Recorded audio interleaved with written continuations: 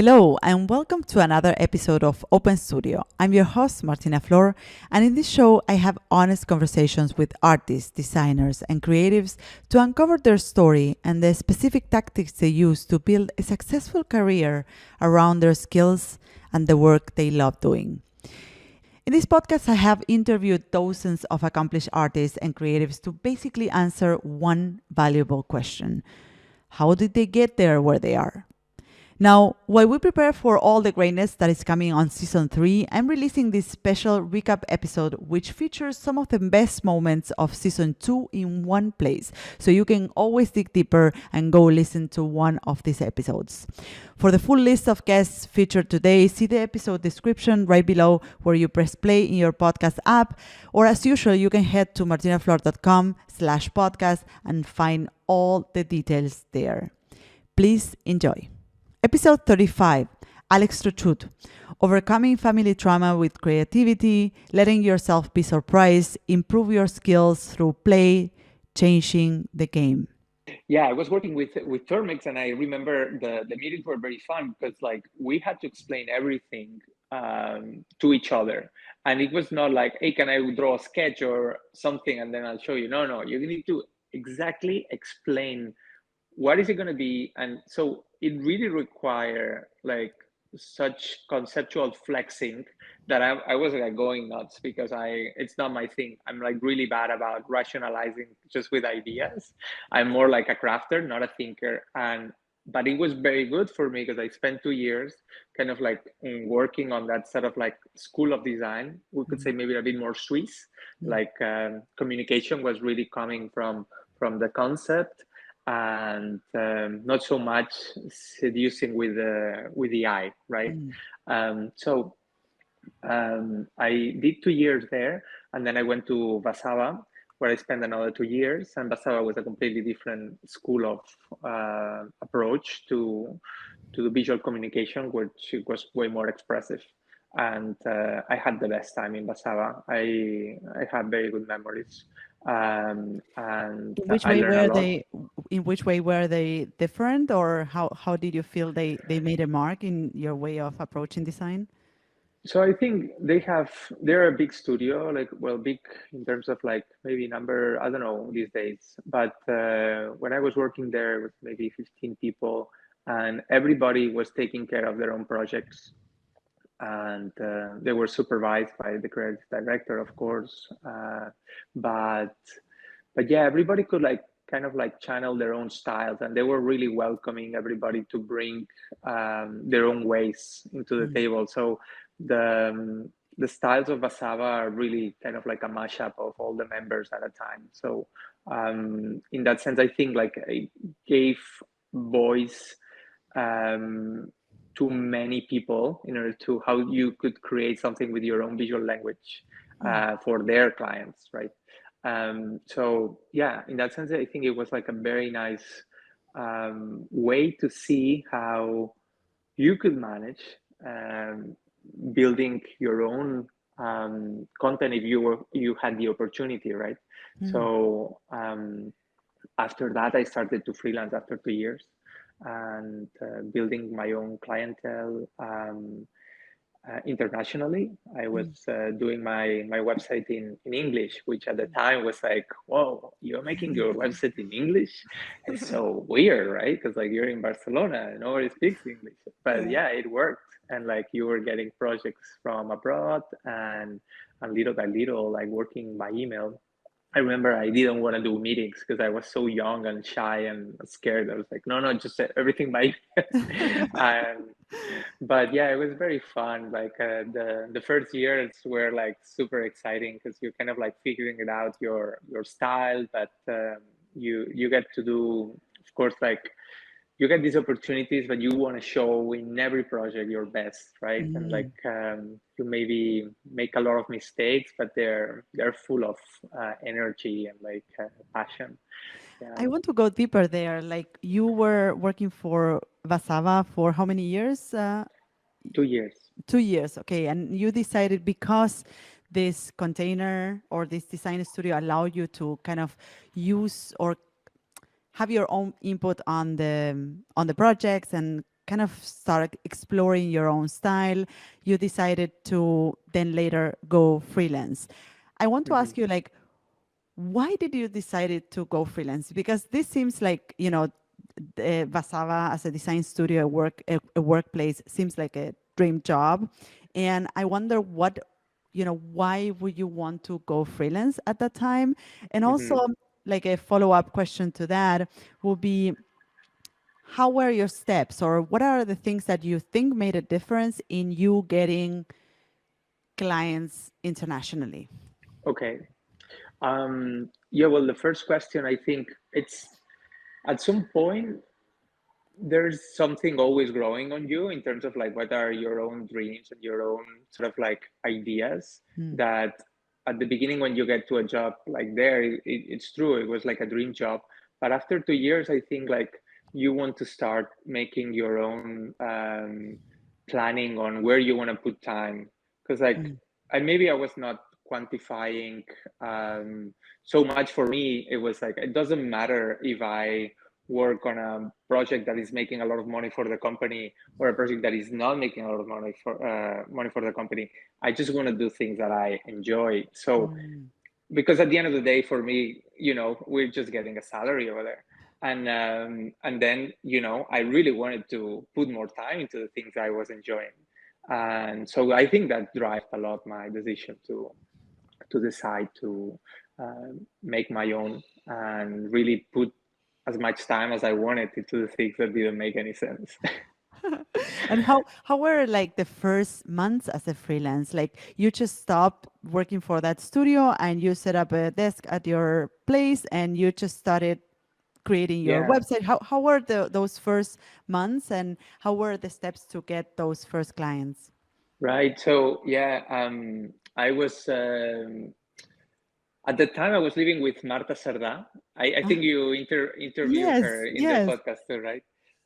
So yeah, we were living together, and I set up in our apartment, and yeah, for like 8 months I was just working from there, and then yeah, basically first step building the website and putting the work that I was able to do. Um, and then waiting. It takes a little bit of time. In the beginnings, I'm not going to say they're easy at all. Like they're always tough, but it's very important that I was able to show what I was capable of doing, Mm, and and then after that happened, projects were coming in, and then you're able to yeah, kind of like after 1 year, like you feel like the wheel has turned like a whole sort of like cycle, and you are in a rhythm where like things are just starting to happen in a more regular basis. mm, But yeah, the beginnings are were kind of like any opportunity, like it doesn't matter. Like I was doing any job, trying to make it as exciting as I could, and like try to think about the portfolio as like this sort of like sacred gallery where like every work that you're doing needs to be a piece of a portfolio piece. No, you're not. There was no room for just like whatever job. Like sometimes, now that you spend more times in the field, you don't put in the portfolio every job that you do. At least I mm, don't. There's some mm, people that can do that. mm, I don't. I think like I kind of like separate a little bit the projects that I feel like, okay, this I will put it in the website because I think it shows something that others have not done. But there's some other jobs that are just like repeating a little bit what you already done. So there's not a mm. lot of makes a lot of sense to put it back in the website, right? Um, so yeah, at the beginning, I remember like every job that I was doing was like, oh, this is a new way of doing things, and like I was very excited about like experimenting and getting those opportunities. Yeah. Episode 42 with Lisa Condom. Finding your spark, starting a career in your 30s, finding mentors, how to overcome burnout, working on your genius zone, and 3 keys to succeed as an artist. To commercial art. And I worked really hard at building my portfolio, and I was looking at other people's work and trying to understand the kind of work that I wanted to make myself. I was essentially working on finding my artistic voice and honing my skill. And so that's sort of how it started for me. And I want to ask you, like, in that moment where you were looking to engage an agent and you were working on your portfolio, were you already trying to reach out to clients and kind of making connections to get client assignments? And if so, Yeah. how were you doing that? Yeah, well, I didn't really know how. So I think my motto from the very beginning was like, which comes from an American movie called Field of Dreams, but it was like, if you build it, they will come. And I just kept thinking, like, if I make enough work and keep putting it out into the world in these channels that I have, and again, at the time that was like Flickr, my blog, and my website portfolio, like if I just keep making new work and keep putting it out there, eventually people who are interested in it will see it and start hiring me. And so I wasn't doing so much like mailing, my pieces of my portfolio to art directors. I wasn't necessarily reaching out to people, but I had 3 lucky breaks. So the first one was the American Poetry Foundation hired somehow the woman who was art directing like the artwork that was going to go with the winning poem from that year, like found me on Flickr and like asked me to illustrate a poem. I think I made probably $300. Like, it was not a high paying thing. But that was kind of a big deal for me. And then Poketo, who's now a pretty big brand, at the time they were commissioning artists to submit artwork or have, artwork go on things like wallets and other like accessories and things like that. And they found me on Flickr and I did a line with them, which actually then there was another line that ended up in Target, like very early on in my career. And then the third thing that happened was, and this is the biggest deal for me, I had a show at a shop in San Francisco called The Candy Store, which was a clothing and accessories shop, but they had walls dedicated to artwork. And I became friends with the woman who owned that place. She offered me a solo show there. Somebody wrote about it on a site called Daily Candy, which was at the time this kind of like thing that people would sign up for to hear about like all of the cool art shows happening and events happening around town. And so I got written up in Daily Candy somehow, and my show, hordes of people came to my opening. I sold out of everything. This was paintings and collages and some shadow boxes that I had created. And somebody from Chronicle Books showed up and loved some of my paintings. And within a few months, my artwork was on the cover of like a journal that they had published, and my art ended up on the cover of the catalog for Chronicle Books. And that was actually what got me to sign with Lila Rogers. Was like, she was like, oh, you already have a little bit of work and I like what I see in your portfolio already, but you obviously need support and help and mentoring to grow. And I think she also liked that I was older and had business experience in something else completely different. In my 20s, I worked I was a teacher, and then I worked in a nonprofit organization for many years. And so I had this certain amount of, maturity that I wouldn't have had when I was 23. And at this point I was in my mid 30s. And so that was the start. Now, you would think maybe like all of a sudden my inbox was like infiltrated and I was getting all kinds of work and making all kinds of money. That took a lot longer to happen. So you actually got your agent through this, after these 3 lucky breaks that you mentioned, right? So you were actually negotiating all of the fees for all of these projects yourself. So how did you come about like figuring this out and kind of drafting those contracts and kind of negotiating the fees with the decision makers? I think to be honest with you, in the beginning, if anybody even offered me any money at all, I just said yes. There was no negotiation. I think that came later when I started to understand my worth. Yeah.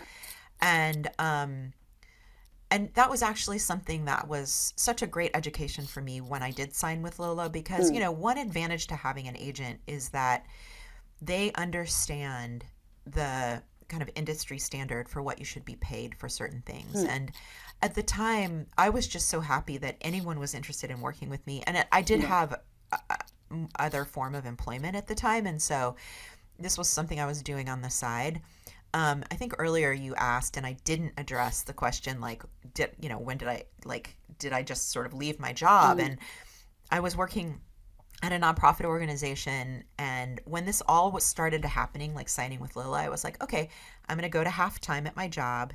And then around that time, I opened a shop in San Francisco with a friend of mine. So that was a way for me to go full-time freelance and leave my nonprofit job, but not have my income be solely dependent on illustration or fine art or Etsy sales, because by that point I had joined Etsy.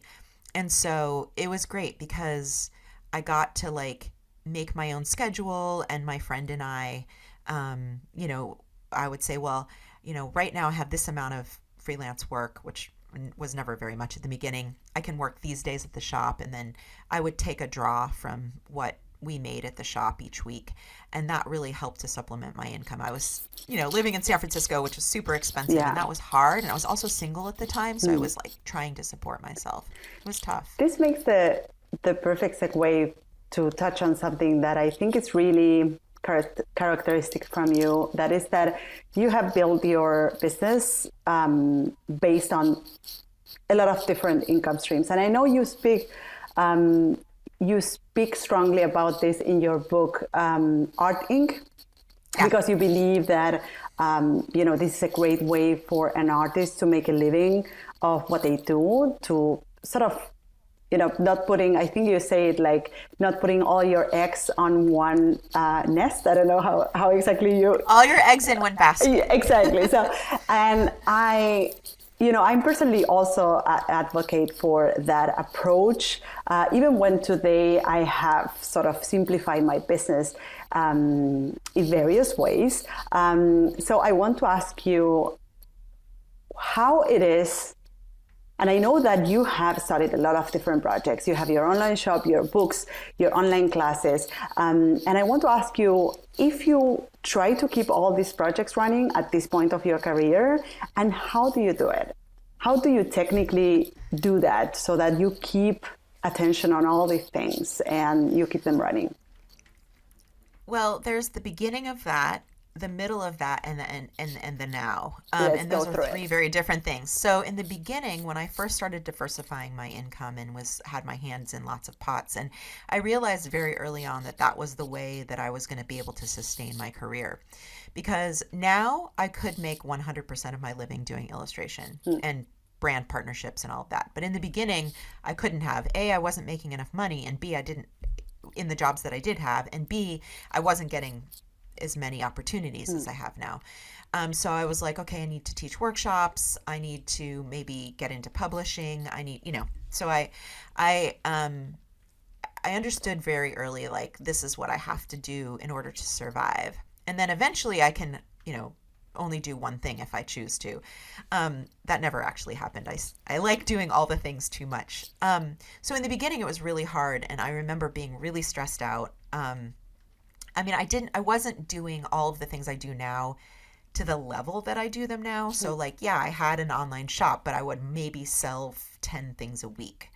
I sell sometimes 40 things a day now. So, you know what I mean? Like, doing it myself then was a lot easier. And, one thing that I always want to mention is that by the time I was doing this, I was in my late 30s, early 40s. I had years of work experience and time management experience and project management experience working for this nonprofit. So one advantage to all of the work experience I had outside of the art world was that I knew how to manage my time. I had learned how to stay organized and to kind of like compartmentalize each thing and devote time to it. And I'm a Capricorn, so I'm a pretty organized person, and I get overwhelmed just like the next person. But I have always had a gift for like figuring out how to manage everything. Episode 50 with Sebastian Curi. Utilizing your experience to achieve your career goals, never starting from scratch, working with your spouse, maximizing your client's budget, and the challenges of relocating.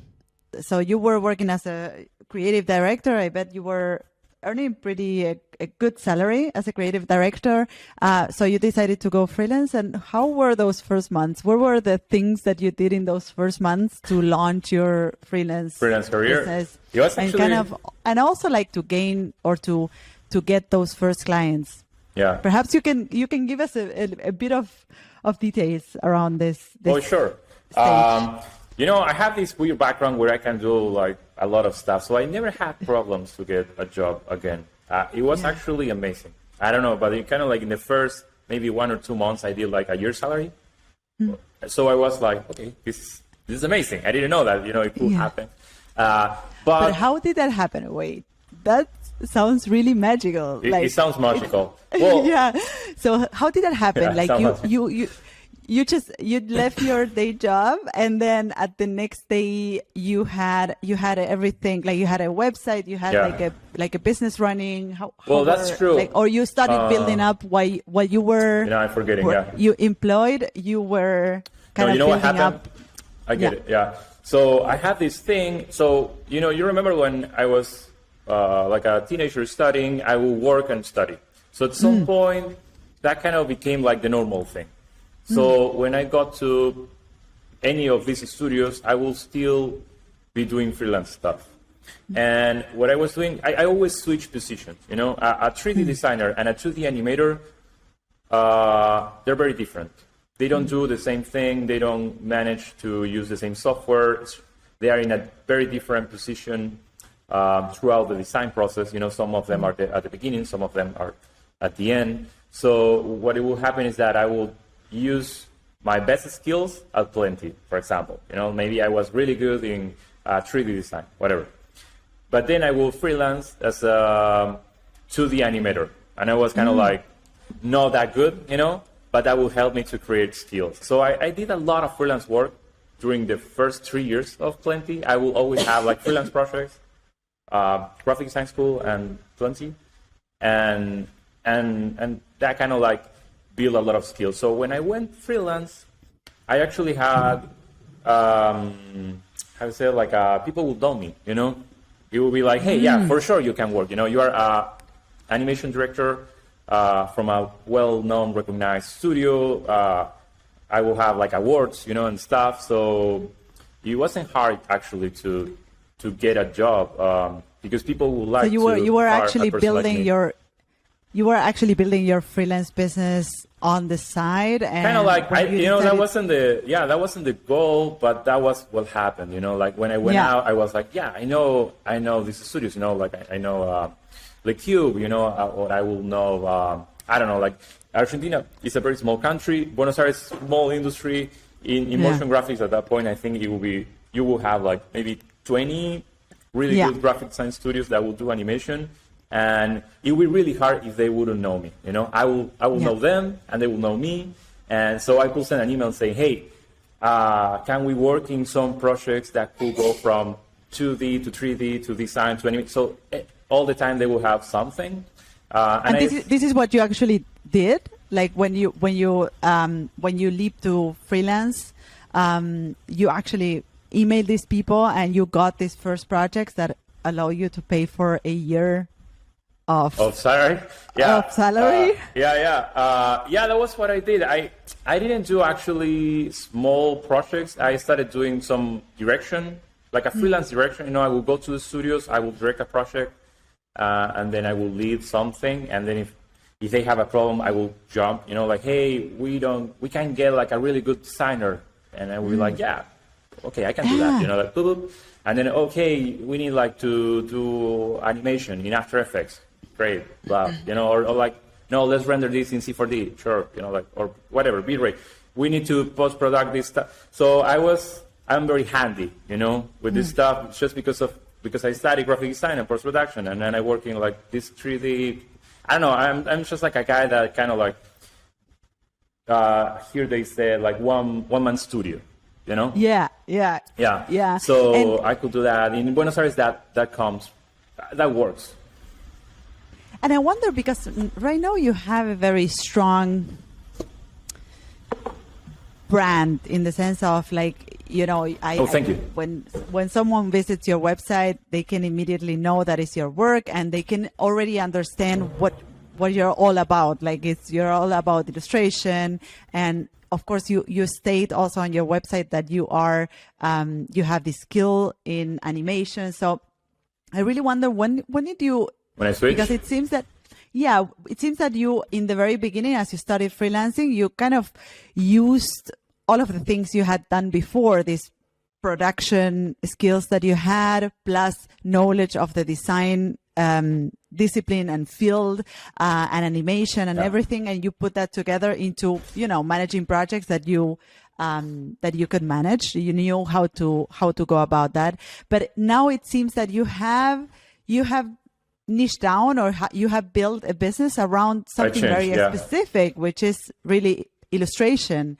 So I really wonder how did you manage to really niche down, and if some of that experience is still something that is something you're still working on right now, or you still manage projects that have to do with that side of your experience, or you have totally decided to go in the direction of animation and illustration? Yeah. So, I have to say, again, I'm very slow, so when I did all that, I'm not doing anything of that right now. Any 3D, any post-production, I sometimes open After Effects to do some animation, and that's it, I think. But just very little. Let's say like 5% of my work is kind of like around that. No, what happened was that at some point I got bored of that in Buenos Aires, and I got an opportunity to work for a production company in Los Angeles. And we moved with my wife to work in 2016 or 2017 to work at Buck as an animator, and that kind of like, I don't know, felt great for me because it was traveling outside the country. It was like my first time going to the United States. But at that point, it was kind of like a dream job. It's like a place for motion graphics is a huge deal. For me, it was a dream job. They're kind of like, for sure. If you like football, like Barcelona, or I don't know, like this place where really talented people goes to work. And so I left Buenos Aires. I stopped doing freelance project, and I went to work at Park. And I stayed there for 2 years. And at some point, during that job, I felt disconnected from all the stuff that I was doing. It kind of worked the same. I started as a junior animator, like senior animator, and I ended up being like an animation director, creative director. But I felt, very empty. I don't know, like I had like these expectations around how I would create work, and the environment for me wasn't the ideal, and my coworkers were really talented, really talented, but the projects weren't the right ones for them. So nobody was really pushing it, So what I would do was in the morning or late at night, I started drawing. So, I'm very handy with software. I use a lot of software. And for me, I think just using Photoshop and just drawing, the pencil, it was crazy. It's like, whoa, what are you doing? So, and it helped me to connect. It was very playful. And I don't know, I'm very passionate. I really need to like the stuff that I'm doing. So when I went into drawing, it felt great because it was new and I didn't know. I was very naive, and I connected to something, like excitement. I was like, yeah, let's do some cool drawing or something. And I was pretty bad, at the beginning. I was really, really bad. So I will do like shapes and I will put a face on it, and that will be kind of like my drawing. And then that will develop in like these bodies that I started doing with geometrical shapes, and they're kind of like intertwined. And kind of like that morph into some kind of thing. I will wake up in the morning, do some drawing, I will finish that night, I will post it on Instagram or Tumblr. I will do it again, and I will do that every week, every month. And I think, maybe 6 months in, people will say, hey, so you are doing drawings now, like, are you an illustrator? That kind of stuff. Wow. I've stopped posting animation work, all my animation and direction and all that stuff. I will do it at bulk.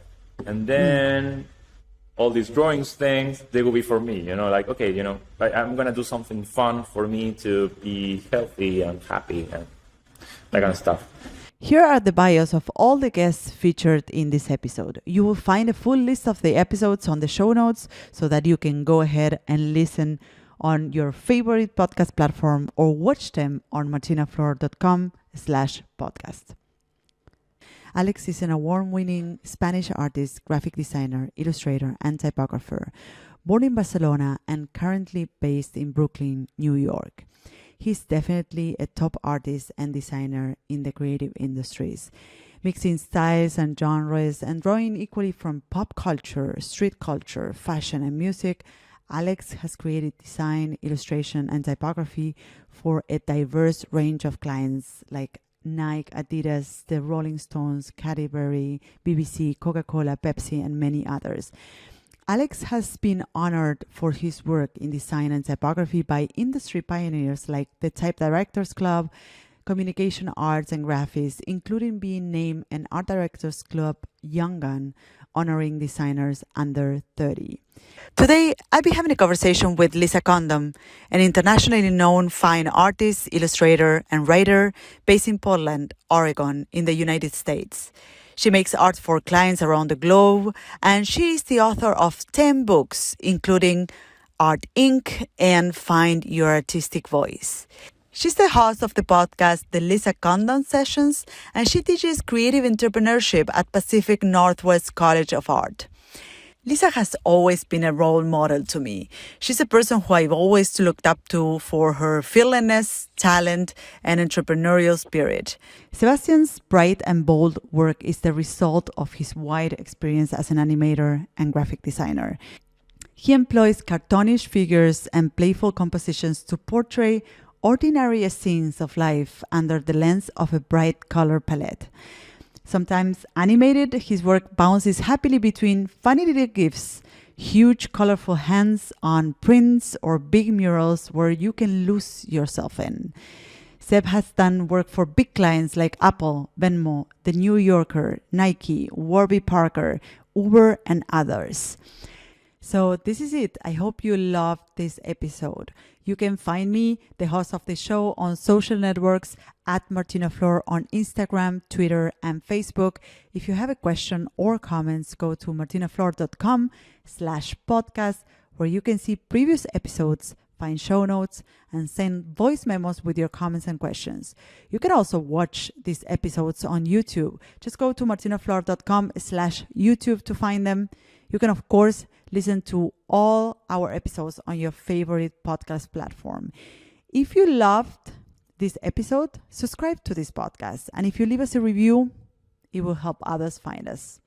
Thank you all for listening, and see you in the next episode of Martina Flor's Open Studio. Bye-bye.